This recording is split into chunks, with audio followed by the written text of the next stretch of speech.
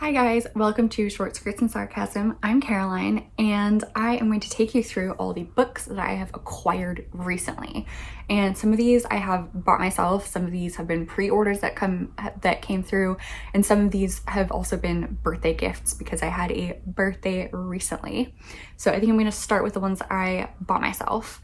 So first up I have Clara and the Sun by Kazuo Ishiguro, and it has beautiful sprayed edges. I've seen that some of the editions have ones where this panel is separate and you can like pull it up and then the sun will move. This one is just all one piece of paper. And the inside is this nice mustard color, and then there's more multicolored suns inside. And this book is about Clara, the AI artificial friend, and she is sitting in the store waiting for someone to buy her. And I have seen actually from a Frolic Through Fiction reading this book, and she said that sort of what is described on the inside flap happens in the first 30 pages, and then the story is like something else beyond that and develops more than that. And I have read Kazuo Ishiguro before. I've read The Remains of the Day and Never Let Me Go, his two sort of most famous works, and I really enjoyed them both, especially Never Let Me Go. I still think about that book a lot, and I definitely do want to reread it at some point. I do also have all of his other books. I think apart from The Buried Giant, I don't have that one, but everything else he's written, I have it. And I have always wanted to read it, but it's in California in my parents' garage. So I will not be getting to those soon. Moving on. The next thing I pre-ordered that came through was Honey Girl by Morgan Rogers.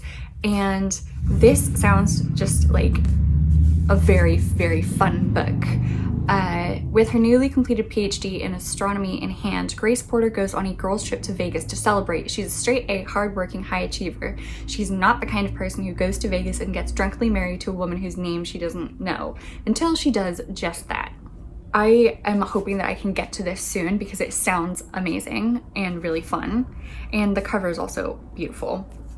Next, I have Vengeful by V.E. Schwab, and I read Vicious this year. I think it was the first book that I completed in 2021, and so I would like to get to the sequel soon. I've just finished the the Shades of Magic trilogy, and I love that, and I also really enjoyed Addie LaRue, so I would like to continue to this, and I'm really hoping the characters that I enjoyed in Vicious will get more attention in Vengeful, because I thought they added a very interesting layer to the story, and I don't think they were explored to their full depth.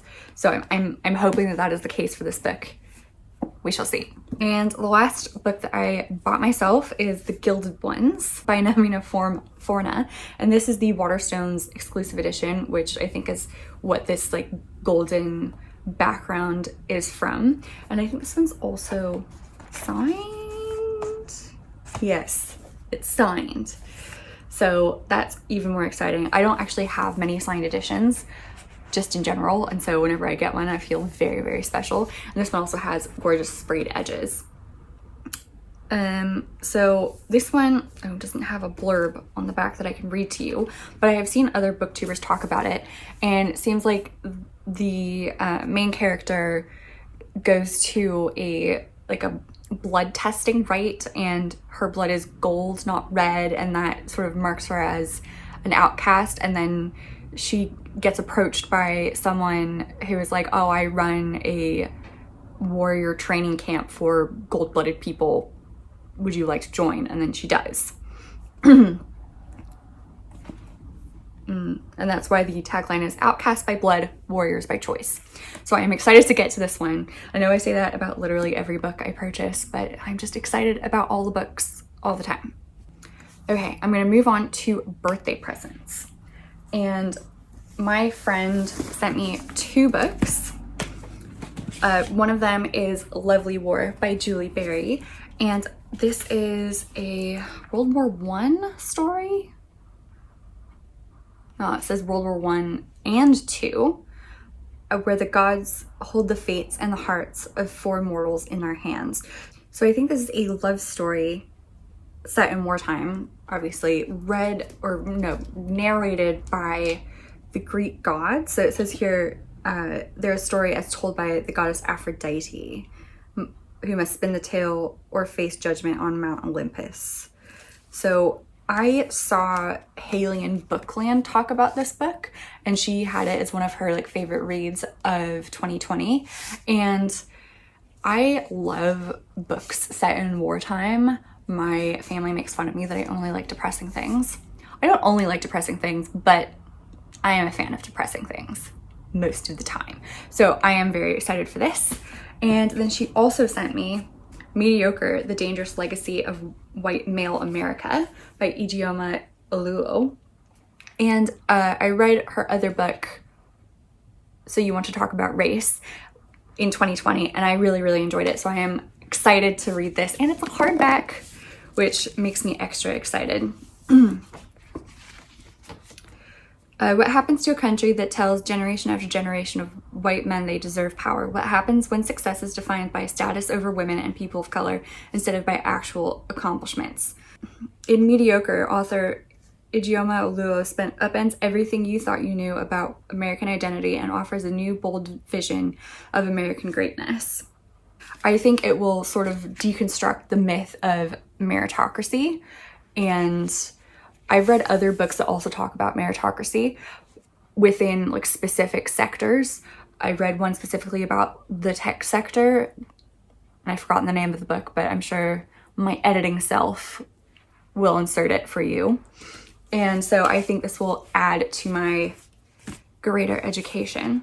So my next presents are from another friend, and she sent me The Incorrigible Children of Ashton Place, The Mysterious Howling by Mary Rosewood. And I've seen Jean from Jean's Bookish Thoughts talk about this, and it has been quite a while since I read anything middle grade, because sort of when I turned 10, 11, instead of reading middle grade, I read Gone with the Wind and other quite adult books, or YA books like Twilight. Regrets. And so I've been seeing so many people talk about a lot of good middle grade series, and I would like to placate my inner child with some good middle grade. And since Jean loves this so much, I thought I might start here. And it looks like it has a pretty big font, so it doesn't seem like it will take me a long time to read. So I'm excited for this. And the same person also sent me the Broken Earth Trilogy, a box set, which was very, very kind. So it's the 5th season, The Obelisk Gate, and The Stone Sky. And I had literally never heard of this. And then I saw Ashley from A Frolic Through Fiction read the 5th season, and she was like, oh, I know I'm so late to the party on this one. And I was like, what is this? Tell me more. And it sounds really, really interesting. As far as I can tell, it is about the earth sort of breaking apart and causing calamity, and people having to deal with that. So I'm excited to find out more. Next, we have some Clothbound Classics. First one is Animal Farm, that someone very kindly gave to me. And I have read Animal Farm. I read it in 8th grade for school, and I haven't read it since then, and I would actually really like to read it again. They say it's much shorter than I remember it being, but this will go nicely on my classics shelf. And then my other friend also gave me Frankenstein and Lady Chatterley's Lover. And I have also read both of these. I read them both in 2019. And I enjoyed them both. So I'm really excited to have these very pretty additions to add to my show-offy bookshelf. And lastly, I have a pile of 3 books from the same friend. And two of these are kind of borrowing, and the first is In a Dark Dark Wood by Ruth Ware, and my friend my friend had it, and then she saw Leanne from Literary Diversions do her like quick reads video, and this was on it, so she decided to read it. It is in fact a quick read, and she was like, you have to read it, you have to let me know your opinions. So I'm excited because it is a thriller, and I don't read many thrillers, not because I don't like them, I just like a lot of other things more.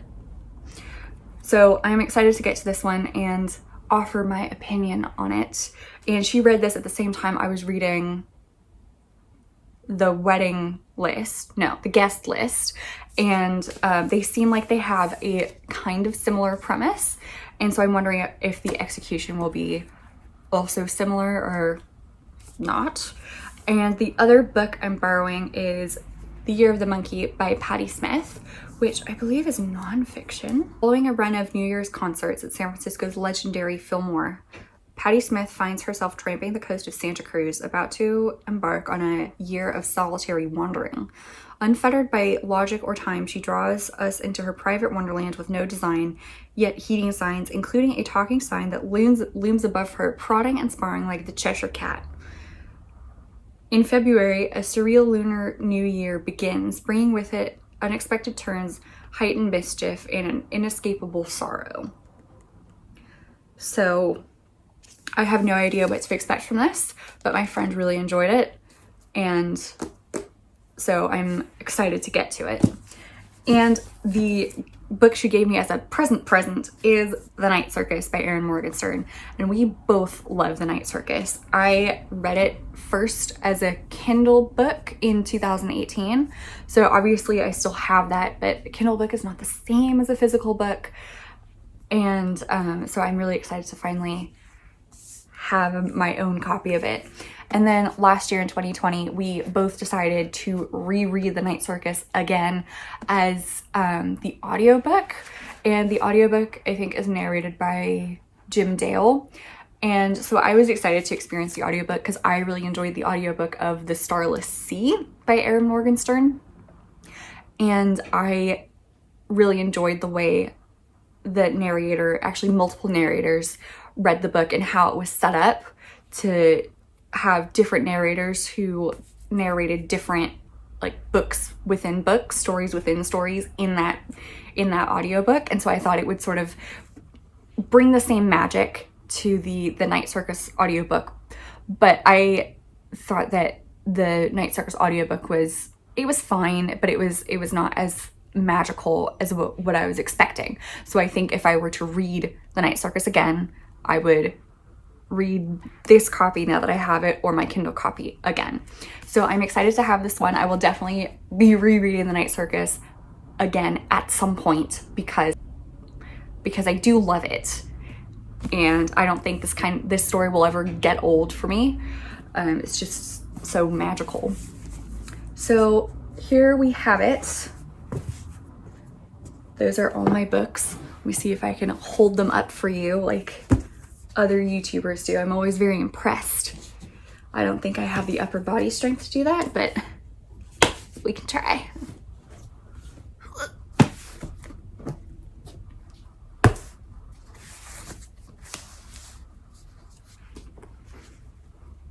Here we go. Oh. Abort mission. Oh. Okay, I'm gonna end this video here. If you have any book recommendations for me, I would love to hear them. As you can tell, I'm always open for new book business. You can also follow me on social media, and you can read all my book reviews on my website or my Medium page, and all of that will be linked below, and I will see you in my next video. Bye.